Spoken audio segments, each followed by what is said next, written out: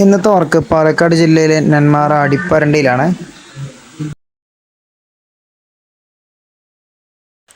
നമ്മുടെ majority വീഡിയോകളിലും കോപ്പറിൻ്റെ pipe ലൈനെ കുറിച്ച് മാത്രമേ പറയുന്നുള്ളൂ.